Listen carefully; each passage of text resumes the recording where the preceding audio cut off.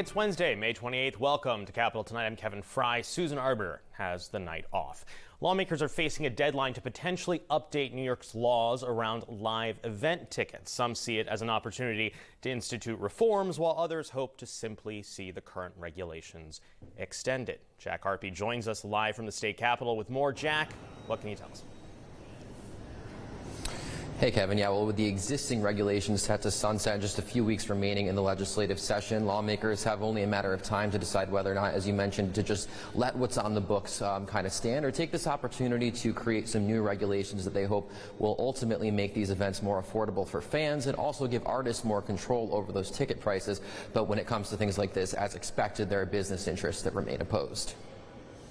The system is abusive to fans, it's abusive to artists. This week, State Senator James Skoufis declaring war on a laundry list of what he describes as predatory live event ticket selling practices, especially when it comes to resale. It's abusive to every single stakeholder except for the resellers and the very wealthy individuals who are able to afford those very marked up resold tickets. With the state's existing regulations on track to sunset in a matter of weeks, Skoufis and a coalition of lawmakers are hoping to take that opportunity to slip in new regulations, among other things targeting ticket buying bots and placing a 25% cap on fees that can be added to the base price of a ticket. Even if both platforms, primary and secondary, go up to the ceiling on every single fee, it'll still be lower on average than what fans are paying now. The bill would limit the resale of music tickets if an artist chooses to opt in. In that case, those tickets could only be resold at face value or below. It would also require refunds be offered after multiple postponements or a postponement that's further out than 12 months from the initial date. Plus, mandating the disclosure of how many tickets are being held back for special groups. Platinum credit card club members, other VIPs, family and friends of stakeholders. That's in addition to placing a ban on speculative ticket sales, a practice in which resellers offer up tickets they anticipate having on hand, but have yet to acquire. As advocates argue, these changes will leave more spending money in the pockets of concert goers who may have already chosen to spend money on a big ticket artist. You might not go to the $20 concert or the $30 concert in your local club. And I think that's the important thing here. These are affecting local communities. These are local businesses. But the Coalition for Ticket Fairness, which represents a variety of ticket sellers, opposes the push, preferring an extension of existing law.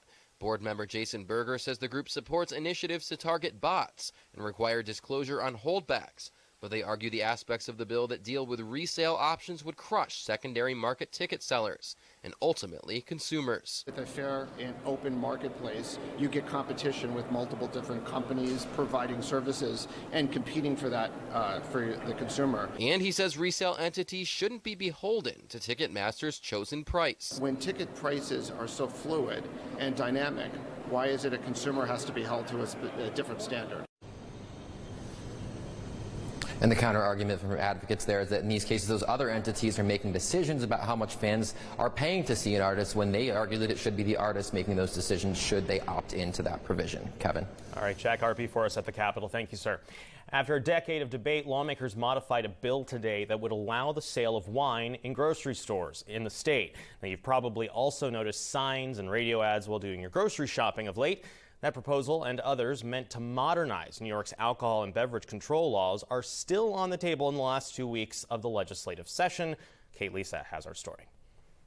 I'm not giving up hope that it's something I could even try to move this year. Senate Finance Committee Chair Liz Krueger on Wednesday amended her bill to create licenses for supermarkets to sell wine, beer, and cider products. The new version of the bill allows liquor stores to sell snacks, tobacco, and drink mixers. And food stores must be 4,000 square feet to apply, reduced from 5,000 square feet.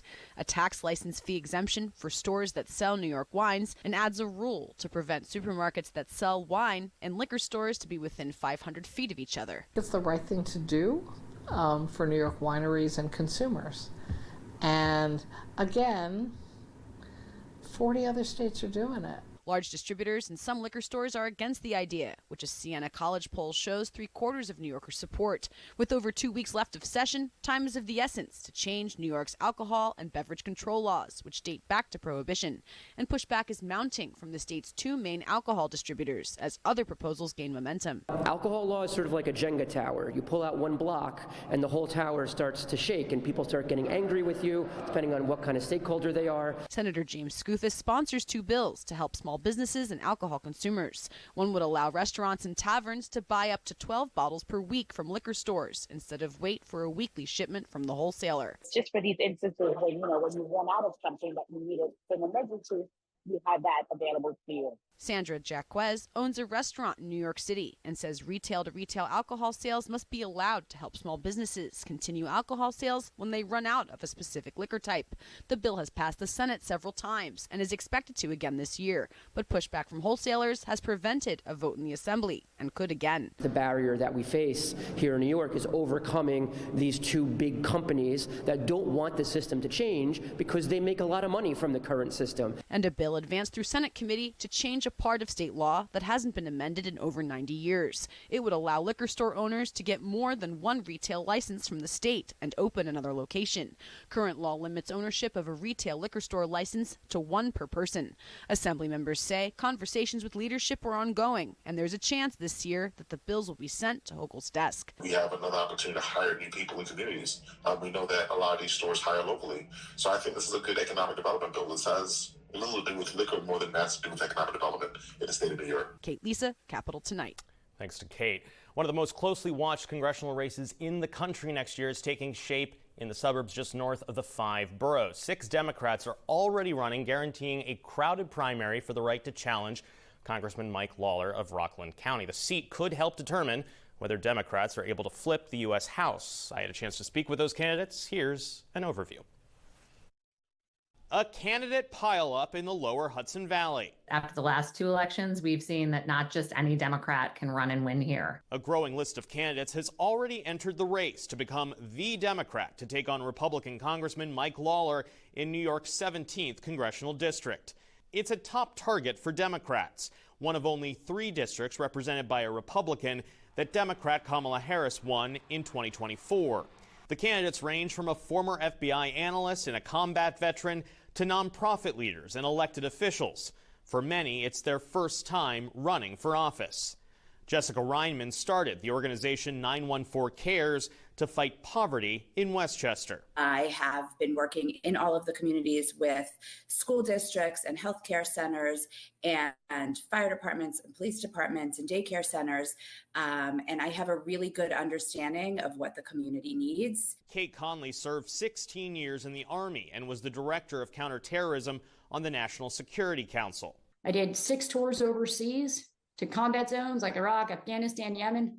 And I went there because I believe that what we have is so precious and so important. Mike Sachs is a former journalist, including at Fox 5 in New York. I'm running because Democrats haven't met this moment. I'm running to build a new house that serves the people, not the billionaires. Beth Davidson is a Rockland County legislator and former school board member. I think we know what we can expect with 2 more years of Mike Lawler, which is why Democrats have to take back the House and cut Donald Trump's a presidency in half. Effie Phillips Staley is a trustee for the village of Tarrytown and lists herself as a progressive. What that means to me is that everything I do is fundamentally people-centered, and that government has to return to being people-centered, which in this moment it isn't. And rounding out the pack so far is John Sullivan, a former intelligence analyst with the FBI. I've been in the tunnels of Gaza. I've had the Iron Dome intercept missiles above my head. Despite the diversity of their backgrounds, the candidates all share a priority, vowing to make things more affordable, especially housing in the region. For the first time, the economic prospects of future generations are worse than ours or that of our parents. And that should be unacceptable in America. My kids in local schools have friends moving away right and left because they can't afford the rent. We need to lower the cost of prescription drugs. We need to figure out how to build more houses in the Hudson Valley. They also agree that if elected, they could help provide a check on President Donald Trump, an area where many were quick to argue they think Lawler is falling short. Lawler thinks the people in this district are stupid. He thinks he can continue to play moderate up here while voting MAGA down there. He's really masquerading as a moderate while he's trying to do everything possible to support the MAGA agenda. So the starting point for what is expected to be a very busy campaign there. Now, in a statement, a spokesperson for the Lawler campaign said, quote, "This increasingly crowded clown car of candidates will spend the next year stepping all over each other to see who's the most radical and extreme of the bunch. I say the more, the merrier." Now, there's much more to our interviews with the candidates, including their thoughts on top issues of the day, like immigration and congestion pricing. You'll be able to find those conversations in full on our website. Coming up, a coalition of organizations are voicing opposition to a proposed expansion of the state's construction prevailing wage laws. Coming up, Mike Elmendorf of the Associated General Contractors of New York State joins me to explain why he's against the change.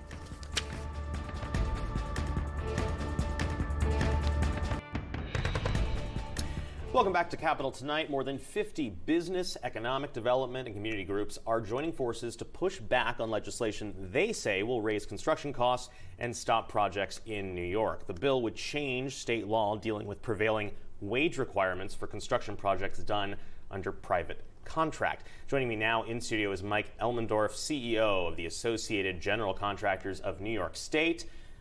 Mike, it's good to have you back here in studio. So let's start with just kind of generally what you believe is the risk of expanding the applicability here of the prevailing wage in New Yorkers, especially, I realize we can't talk about this in a silo. We are in the midst of kind of an economic instability moment in the country. Yeah. So, you know, what this is about is requiring prevailing wage on private construction projects that get economic development incentives of various sorts. And, you know, the question really is, okay, well, then why are we giving out economic development incentives? Is it because New York has extra money, or we're generous, or we're kind? No, it's because New York is already the most expensive state in the nation to build anything, right? So without economic development incentives, a lot of projects simply wouldn't be viable, would mean fewer jobs for union workers, for non-union workers, for everybody. And that's why we have an economic development program. So there's sort of a logic to the idea that, okay, this is why we're giving these incentives, but if we give the incentive, we need to attach requirements that are typically reserved for public work construction projects that will increase the cost of the project. The reality is there'll be fewer projects. And it's not an economic theory, right? This has been done before. Ulster County did this, City of Yonkers did it, and guess what happened? Nothing. They didn't get any applications for assistance through their IDA when they attached prevailing wage. So we've had this requirement on the books since, I think, 2020. It was at the beginning of COVID when I started losing track of what year it was that it was enacted. We all did. And it's, you know, there's some significant guide rails on it, right? It's only projects that have construction project funding that's public more than 30%. Right. There's the Public Subsidy Board that kind of polices when a project is covered or not. And it's a process that's pretty much been working.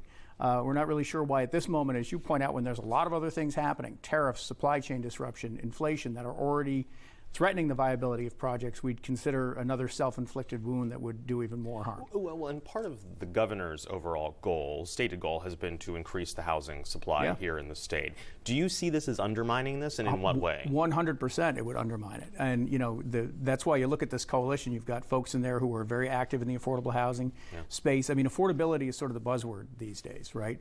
And when you attach a requirement that adds not just costs, like the idea is the wage. It's about more than just the wage. There's all sorts of reporting, record-keeping requirements and things like that again are typically the province of public work construction projects to private work.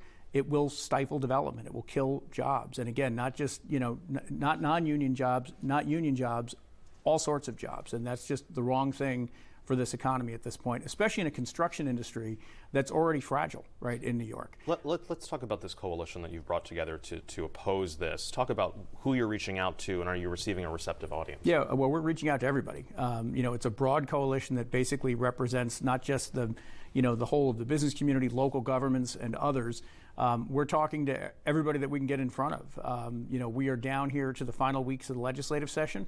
This is often a dangerous time. Bills start moving fast and furious, and a lot of them, from our perspective, are not helpful. You know, our agenda at this point is largely defense. It's probably the case for much of the business community. So, you know, we're talking to the legislature, we're talking to the executive. There's a lot of concern about this. And look, there's some really good things happening in New York, right? There are a lot of exciting projects on the horizon. We're working to revitalize downtowns. We're working to make New York more affordable, expand affordable housing. This law would fly in the face of all of that, and that's why we urge the legislature to reject it. When it comes to, just to play devil's advocate here and get you to engage with this, I mean, backers of this proposal would point to that since 2022, I think this only applied in about 6 cases. And the goal here is to increase wages and thus move some of these construction workers up the economic ladder. I mean, what do you say in response to that? Well, construction jobs pay well, right? It's not true that in the absence of a government wage mandate on a private construction project that people are working for minimum wage. They're not.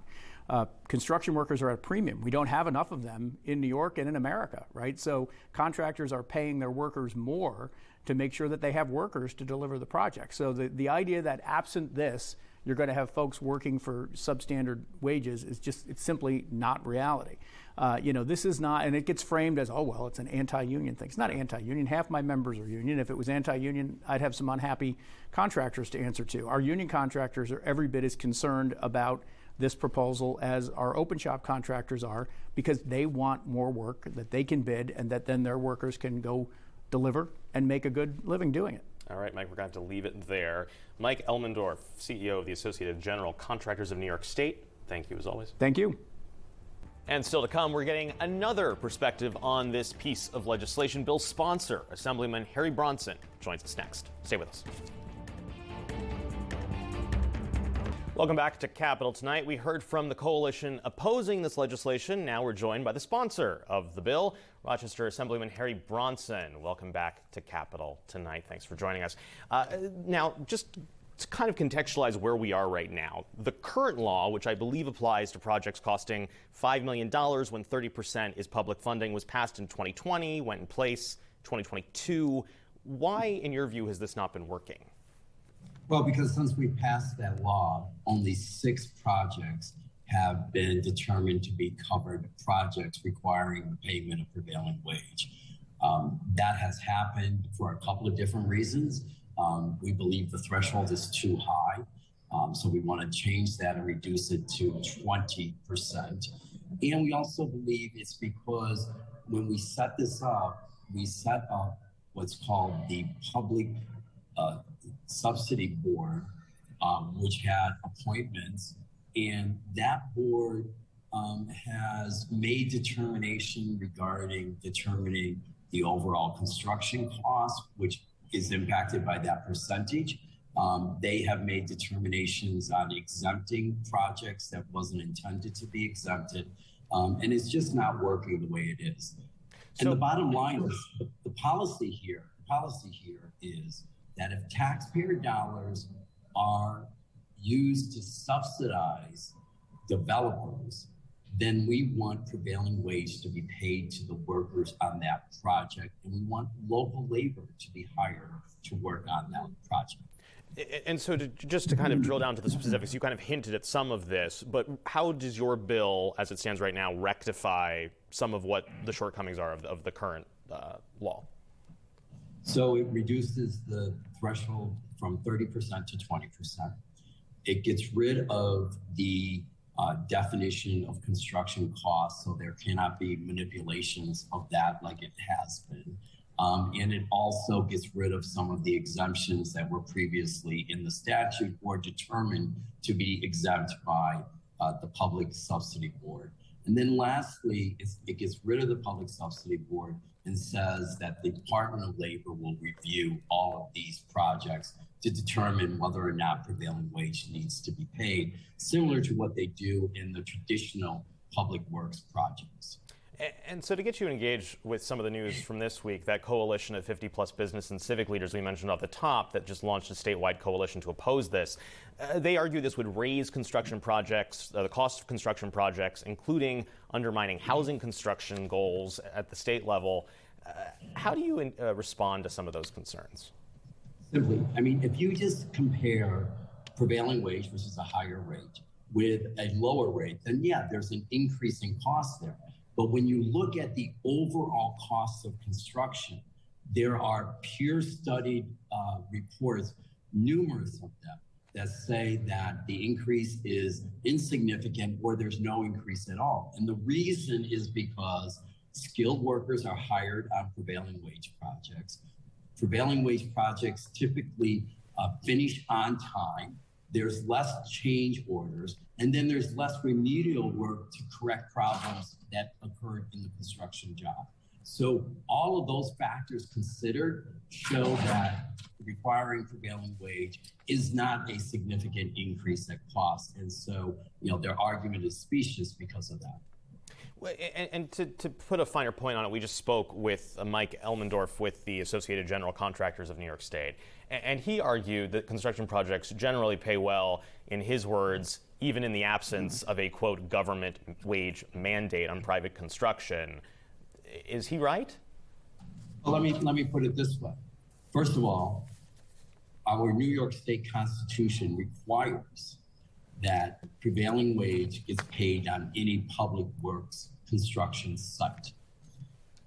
The case law has adjusted that and changed the intention of that when we have done these, what's called private-public partnerships. So that's where the public entity is not doing the construction, but they want the construction done, they hire a private entity. But they use taxpayer dollars to pay for the construction.